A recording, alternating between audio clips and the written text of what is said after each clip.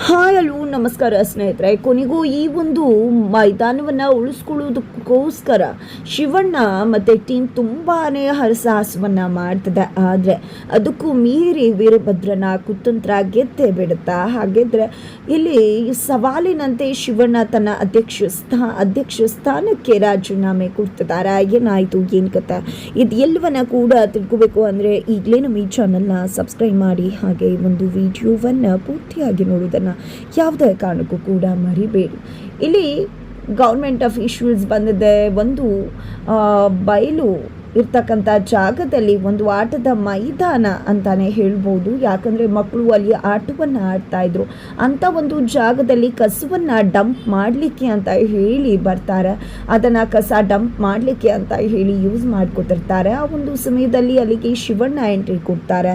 ಏನು ಮಾಡ್ತಿದ್ರ ನೀವು, ಮಕ್ಕಳು ಆಡ್ತಕ್ಕಂಥ ಜಾಗ ಇದು, ಊರಿನ ಮೈದಾನ, ಇಂಥ ಜಾಗದಲ್ಲಿ ಈ ರೀತಿ ಕಸ ಹಾಕೋದು ತಪ್ಪು, ಮೊದಲು ತೆಗೆದು ಹಾಕಿ ಅಂತ ಹೇಳ್ತಾರೆ. ಇಬ್ಬರ ನಡುವೆ ಚುಟಾಪಟಿ ಶುರುವಾಗತ್ತೆ. ಏನು ಭಾರಿ ಆಟ ಆಡ್ಬಿಡ್ತಾರೆ, ಹಾಗೆ ಹೀಗೆ ಅಂತ ಹೇಳಿ ತುಂಬಾ ಇದಾಗಿ ಮಾತನಾಡ್ತಾರೆ. ಆಗ ಶಿವಣ್ಣ ಅಂತೂ ರುಚಿಗೆ ಹೇಳ್ತಾರೆ, ನೋಡೇ ಬಿಡೋಣ ನಮ್ಮ ಮಕ್ಕಳು ಯಾವ ಥರ ಆಟ ಆಡ್ತಾರೆ ಅಂತ, ಒಂದು ಕಾಳಗ ನಡದೆ ಹೋಗಲಿ ಅಂತ ಹೇಳಿದಾಗ ಅವರು ಕೂಡ ಒಪ್ಕೋತಾರೆ. ಫೈನಲಿ ಇಬ್ಬರ ಟೀಮ್ಗಳ ನಡುವೆ ಕ್ರಿಕೆಟ್ ಕಾಳಗ ಶುರುವಾಗತ್ತೆ. ಆ ಒಂದು ಕ್ರಿಕೆಟ್ ಕಾಳಗದಲ್ಲಿ ಶಿವಣ್ಣನ ಟೀಮ್ ಏನಾದರೂ ಗೆದ್ರೆ ಅವರು ಇನ್ನು ಮುಂದೆ ಯಾವುದೇ ರೀತಿಯಲ್ಲೂ ಕೂಡ ಕಸವನ್ನು ಅಲ್ಲಿ ಡಂಪ್ ಮಾಡಬಾರ್ದು, ಆ ಜಾಗವನ್ನು ಬಿಟ್ಟು ಹೋಗಬೇಕು ಅಂತ ಹೇಳಿ ತೀರ್ಮಾನವಾಗುತ್ತೆ. ಜೊತೆಗೆ ಸೂತ ಪಕ್ಷದಲ್ಲಿ ಇಲ್ಲಿ ಶಿವಣ್ಣ ಅಧ್ಯಕ್ಷ ಸ್ಥಾನಕ್ಕೆ ರಾಜೀನಾಮೆ ಕೊಡುವುದು ಅಂತ ಹೇಳಿ ತೀರ್ಮಾನವಾಗುತ್ತೆ. ಈ ಕಡೆ ವೀರಭದ್ರ ಅಂತೂ ದಿಲ್ಖುಷ್ ಆಗ್ಬಿಟ್ಟಿದ್ದಾರೆ. ಇಲ್ಲಿ ಶಿವಣ್ಣನನ್ನ ಹೇಗಾದ್ರೂ ಮಾಡಿ ಸೋಲಿಸಲೇಬೇಕು ಅಂತ ಹೇಳಿ ಶತಾಯ ಟ್ರೈ ಮಾಡ್ತಿದ್ದಾರೆ. ಬಿಕಾಸ್ ಇಲ್ಲಿ ಶಿವಣ್ಣನನ್ನ ಅಧ್ಯಕ್ಷ ಸ್ಥಾನದಿಂದ ಕೆಳಗಡೆ ಇಳಿಸಬೇಕು ಅನ್ನೋದೇ ವೀರಭದ್ರನ ಇಚ್ಛೆ ಆಗಿದೆ.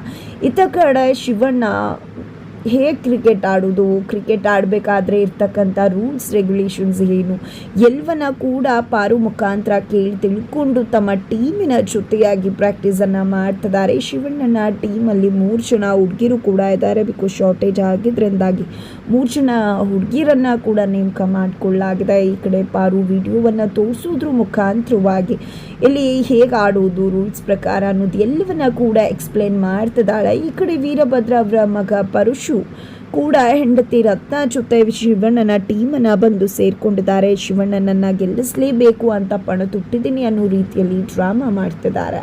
ಇಲ್ಲಿ ಅವರ ವಿಶ್ವಾಸವನ್ನ ತೆಗೆದುಕೊಂಡು ಆ ಟೀಮನ್ನು ಸೋಲಿಸೋದೇ ಇಲ್ಲಿ ವೀರಭದ್ರನ ಮಗ ಪರಶುವಿನ ಯೋಜನೆ ಆಗಿದ್ದು. ಇದರ ನಡುವೆ ತನ್ನ ಅಪ್ಪಯ್ಯನ ಜೊತೆ ಮಾತಾಡಬೇಕಾದ್ರೆ ಇಲ್ಲಿ ತಂಗಿ ಪಾರು ಕೈಗೆ ಸಿಕ್ಕಿ ಬೀಳ್ತಾರೆ. ಅಲ್ಲಿ ಶಿವಣ್ಣ ಯಾವುದೇ ಕಾರಣಕ್ಕೂ ಗೆಲ್ಲುವುದಿಲ್ಲ, ಆ ರೀತಿ ನಾನು ಮಾಡ್ತೀನಿ, ನೀವೇನು ಯೋಚನೆ ಮಾಡಬೇಡಿ ಅಂತ ಹೇಳೋದನ್ನ ಇಲ್ಲಿ ಪಾರು ಕೇಳಿಸ್ಕೊಂಡಿದ್ದೆ. ಇದನ್ನ ಫಿಲಿಮ್ ಸೀರಿಯಲ್ ಅಂತ ಅನ್ಕೊಂಡ್ಬಿಟ್ಟು ಕೇಳಿಸ್ಕೊಳ್ಳೋದಿಲ್ಲ ಅಂತ ಅನ್ಕೊಳ್ಳೋಕೆ ನೀನು ಹೇಳಿದ ಮಾತು ಈಗಲೂ ಕೂಡ ಕಿವಿಯಲ್ಲಿ ಗುನ್ಗುನಿಸ್ತದ. ಎಂಥ ಪಾಪದ ಕೆಲಸವನ್ನ ಮಾಡಿಬಿಟ್ಟೆ, ಶಿವಣ್ಣನ ಟೀಮಲ್ಲಿ ಇದ್ಕೊಂಡು ಶಿವಣ್ಣನ ಸೋಲಿಸ್ಬೇಕು ಅಂತ ಹೊಂಚ ಹಾಕ್ತಿದ್ಯಾ. ನನಗೆ ಗೊತ್ತು ನೀನು ಇನ್ನೂ ಕೂಡ ಬದಲಾಗಿಲ್ಲ. ನಿಮ್ಮ ಅಪ್ಪನ ಬುದ್ಧಿ ಎಲ್ಲಿ ಹೋಗುತ್ತೆ ನಿನಗೆ.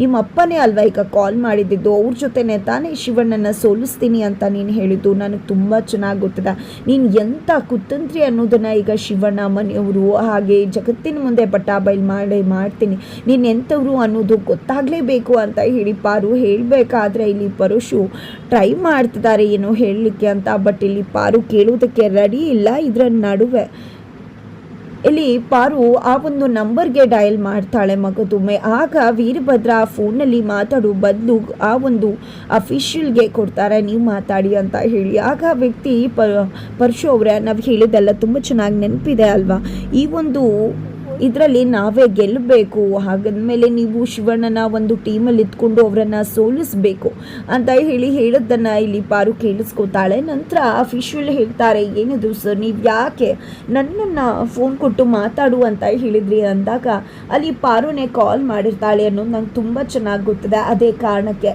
ನಾನು ನಿಮ್ಮ ಫೋನಿಂದ ಒಂದು ಕಾಲ್ ಮಾಡಿದ್ದು, ಈಗ ನಿಮಗೆ ಕೊಟ್ಟಿದ್ದು. ಯಾಕಂದರೆ ನನ್ನ ಫೋನಿಂದ ಏನಾದರೂ ಹೋಗಿದ್ರೆ ಅವಳಿಗೆ ನನ್ನ ಮಗನ ಮೇಲೆ ಡೌಟ್ ಬಂದು ಸಿಕ್ಕಿ ಬೀಳ್ತಾರೆ. ಹೋಗ್ತಾ ಇದ್ವಿ, ಅದೇ ಕಾರಣಕ್ಕೆ ನಾನು ಈ ರೀತಿ ಮಾಡಿದ್ದು.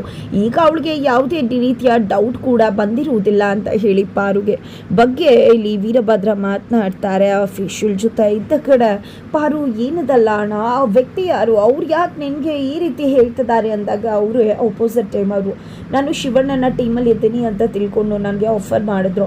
ನಾನು ಅವನಿಗೆ ಯಾವುದೇ ರೀತಿಯಲ್ಲೂ ಶಿವಣ್ಣಗೆ ಮೋಸ ಮಾಡಲಿಕ್ಕೆ ಇಷ್ಟ ಅಲ್ಲ, ಹಾಗಾಗಿ ಮಾತ್ರಕ್ಕೆ ಅವ್ರಿಗೆ ಇಲ್ಲ ಅಂತ ಹೇಳಲಿಲ್ಲ. ಅವ್ರಿಗೆ ಹ್ಞೂ ಅಂತಲೇ ಹೇಳ್ತಾ ಶಿವಣ್ಣನ ಗೆಲ್ಲಿಸ್ಬೇಕು ಅನ್ನೋದೇ ನನ್ನ ಉದ್ದೇಶವಾಗಿತ್ತು, ಆದರೆ ನೀನು ಅದನ್ನು ತಪ್ಪು ತಿಳ್ಕೊಂಡ್ಬಿಟ್ಟೆ ಅಂತ ಹೇಳಿ ಹೇಳಿದಾಗ, ಹೌದು ಅಣ್ಣ, ನಾನು ನಿನ್ನ ಬಗ್ಗೆ ತಪ್ಪು ತಿಳ್ಕೊಂಡ್ಬಿಟ್ಟೆ, ದಯವಿಟ್ಟು ಕ್ಷಮಿಸ್ಬಿಡು. ಈ ಒಂದು ಕ್ರಿಕೆಟ್ನಲ್ಲಿ ನಾವು ಗೆಲ್ಲೇಬೇಕು ನಡಿ ಅಂತ ಹೇಳಿ ಕರ್ತ್ಕೊಂಡು ಬರ್ತಿದ್ದಾರೆ. ಅದ ಕಡೆ ಎಲ್ಲ ಪ್ರಾಕ್ಟೀಸ್ ಸೆಷನ್ ಕೂಡ ಮುಗಿಯುತ್ತೆ. ಫೈನಲಿ ಕ್ರಿಕೆಟ್ ದಿನ ಬಂದೇ ಬಿಟ್ಟಿದೆ. ಕ್ರಿಕೆಟ್ ದಿನ ಬರ್ತಿದ್ದಾಗೇ ಇಲ್ಲಿ ಶಿವಣ್ಣನ ಟೀಮ್ ಕೂಡ ಸಜ್ಜಾಗಿ ನಿಂತಿದೆ. ಅದೇ ರೀತಿಯ ಅಫಿಷಿಯಲ್ ಕಡೆಯ ಒಂದು ಟ್ರೈನ್ಡ್ ಟೀಮ್ ಕೂಡ ಬಂದು ನಿಂತಿದೆ. ಖಂಡಿತವಾಗ್ಲೂ ಆ ಟ್ರೈನರ್ಸ್ ಒಂದು ಟ್ರೈನ್ಡ್ ಆಗಿರ್ತಕ್ಕಂತಹ ಆ ಒಂದು ಕ್ರಿಕೆಟ್ ಪ್ಲೇಯರ್ಸ್ನ ಜೊತೆ ಆಡೋದು ಅಷ್ಟು ಸುಲಭ ಅಲ್ಲ. ಶಿವಣ್ಣಂಗೆ ಸಾಕಷ್ಟು ರೀತಿಯಲ್ಲಿ ಒಂದು ಕ್ರಿಕೆಟ್ ಆಟ ನಡೆಯುತ್ತೆ. ತದನಂತರ ಇಲ್ಲಿ ಭಾರಿ ಮೊತ್ತವನ್ನು ಎದುರಾಳಿಗಳು ಪೇರಿಸ್ತಾರೆ. ತದನಂತರ ಇಲ್ಲಿ ಶಿವಣ್ಣ ಅದನ್ನು ದಾಟಿಸಿ ತನ್ನ ಒಂದು ಟೀಮನ್ನು ಗೆಲ್ಲಬೇಕಾಗಿದೆ. ಇದರ ನಡುವೆ ಇಲ್ಲಿ ಶಿವಣ್ಣನ ಕಡೆ ಇರ್ತಕ್ಕಂತಹ ಪರಶು ಅವರು ವೀರಭದ್ರನ ಮಾತನ್ನ ಕಟ್ಕೊಂಡು ಶಿವಣ್ಣನ ವಿರುದ್ಧನೇ ಹೊಂಚು ಹಾಕಿ ಅವ್ರಿಗೆ ಹೇಗೆ ಹೊಡೆಯೋದಕ್ಕೆ ಬಾಲ್ ಹಾಕಬೇಕು ಅದೇ ರೀತಿಯಲ್ಲಿ ಬಾಲನ್ನು ಹಾಕಿ ಅವ್ರನ್ನ ಗೆಲ್ಲಿಸೋದಕ್ಕೆ ತನ್ನ ಕೈಲಾದಷ್ಟು ಪ್ರಯತ್ನವನ್ನು ಮಾಡಿರ್ತಾರೆ. ಈಗ ಇವರು ಸ್ಕೋರನ್ನು ಮಾಡಬೇಕಾಗಿದೆ. ಜೊತೆಗೆ ಸಾಕಷ್ಟು ಜನ ಔಟಾಗಿ ಹೋಗ್ತಿದ್ದಾಗೆ ಪಾರು ಮತ್ತು ಶಿವಣ್ಣ ಇಬ್ಬರೇ ಅಲ್ಲಿ ಕಣಕ್ಕಿಳಿತಾರೆ. ಇಲ್ಲಿ ಪ್ರತಿ ಬಾಲಿಗೂ ಕೂಡ 6 ಹಾಕಬೇಕಾಗಿದೆ. ಅದರ ನಡುವೆ ಇಲ್ಲಿ ವೀರಭದ್ರ ಶಿವಣ್ಣಂಗೆ ನೀರಲ್ಲಿ ಏನು ಮಿಕ್ಸ್ ಮಾಡಿ ಕೊಡುವಾಗ ಅವನಿಗೆ ಮತ್ತೆ ಇರುತ್ತೆ, ಖಂಡಿತ ಅವನಿಗೆ ಹೊಡೆಯೋದು ಕಷ್ಟ ಆಗತ್ತೆ ಅಂತ ಹೇಳಿ ಕಾಷನ್ ಕೊಡ್ತಾರೆ. ಅದೇ ರೀತಿಯಾಗಿ ಪರಶು ಕೂಡ ಹೋಗಿದ್ದೆ ನೀರನ್ನು ತೊಗೊಂಡು ಬಂದು ಶಿವಣ್ಣಂಗೆ ಕೊಟ್ಟಾಗ ಅದನ್ನು ಕುಡಿದಂಥ ಶಿವಣ್ಣಂಗೆ ಏನೋ ಒಂದು ರೀತಿ ಅನಿಸುತ್ತೆ. ನಂತರ ಆಟ ಆಡೋದಕ್ಕೆ ಮುಂದಾಗ್ತಾರೆ. ಕಣ್ಣು ಮಂಜು ಆಗ್ತದೆ, ನಿದ್ರೆಗೆ ಕಣ್ಣು ಎಳೀತದೆ. ಹಾಗೆ ಏನು ಮಾಡಬೇಕು ಗೊತ್ತಾಗ್ತಿಲ್ಲ. ಇಲ್ಲಿ ಕೊನೆಗೂ ಕೂಡ ಬೀಸಿ 6 ಅಂತ ಹೇಳಿ ಹೊಡೀತಿದ್ದಾರೆ. ಇದರ ನಡುವೆ ಪ್ರತಿ ಬಾಲಿಗೂ ಕೂಡ 6 ಬೇಕಾಗಿದೆ ಅಂತ ಒಂದು ಸಿಚುವೇಶನ್ಗೆ ಶಿವಣ್ಣನ ಟೀಮ್ ಜಾರಿ ನಿಂತಿದೆ. ಬಟ್ ಹೀಗೆ ಹೊಡಿಬೇಕಾದ್ರೆ ಒಂದು ಬಾಲ್ನಲ್ಲಿ ಇಲ್ಲಿ ಶಿವಣ್ಣ ಔಟಾಗಿ ಹೋಗ್ತಾರೆ. ಈ ಕಡೆ ಪಾರುಗೆ ಏನು ಮಾಡಬೇಕು ಅಂತ ಗೊತ್ತಾಗ್ತಿಲ್ಲ. ಕೊನೆಗೂ ಕೂಡ ಇಲ್ಲಿ ಊರಿನವರು ಅಂದರೆ ಶಿವಣ್ಣನ ಟೀಮ ಈ ಒಂದು ಕ್ರಿಕೆಟ್ನಲ್ಲಿ ಸೋತು ಹೋಗುತ್ತೆ. ಈ ಕಡೆ ವೀರಭದ್ರ ಅಂತೂ ಫುಲ್ ದಿಲ್ಖುಷಿ ಆಗಿದ್ದಾರೆ. ನಂತರ ಇಲ್ಲಿ ಶಿವಣ್ಣಗೆ ತುಂಬ ಅಂದರೆ ತುಂಬ ಬೇಜಾರಾಗುತ್ತೆ. ಅಷ್ಟೇ ಬೇಜಾರು ಇಲ್ಲಿ ಪಾರುಗೂ ಕೂಡ ಆಗತ್ತೆ. ನಂತರ ವೀರಭದ್ರ ಅವ್ರು ಬಂದಿದ್ದೆ, ನೋಡು ಶಿವಣ್ಣ, ನೀನೇನಾದ್ರು ಸೋತ್ರೆ ಈ ಒಂದು ಅಧ್ಯಕ್ಷ ಸ್ಥಾನದಿಂದ ಕೆಳಗಡೆ ಇಳಿತೀನಿ ಅಂತ ಹೇಳಿ ಮಾತು ಕೊಟ್ಟಿದ್ದ. ಹಾಗಾಗಿ ನಮ್ಮ ಶಿವಣ್ಣ ಮಾತು ಮೀರೋನಲ್ಲ ಅನ್ನೋದು ನಂಗೆ ತುಂಬ ಚೆನ್ನಾಗಿ ಗೊತ್ತಿದೆ. ತಗೋ ಈ ಒಂದು ಪತ್ರಕ್ಕೆ ಸಹಿ ಹಾಕು ಅಂತ ಹೇಳಿ ಹಾಕ್ಸ್ಕೊಳ್ಳೋದ್ರ ಮುಖಾಂತರ ಶಿವಣ್ಣನನ್ನು ಕೆಳಗಿಳಿಸುವುದಕ್ಕೆ ತುಂಬ ಚೆನ್ನಾಗಿ ಪ್ಲಾನ್ ಮಾಡಿದಂಥ ವೀರಭದ್ರ ಸಕ್ಸಸ್ ಆಗ್ತಿದ್ದಾರೆ. ಹಾಗಿದ್ರೆ ಮುಂದಿನ ಆಗುತ್ತೆ ಅಂತ ತಿಳ್ಕೊಬೇಕು ಅಂದರೆ ಮುಂದಿನ ವಿಡಿಯೋಗೆ ವೆಯ್ಟ್ ಮಾಡುವುದನ್ನು ಮರಿಬೇಡಿ.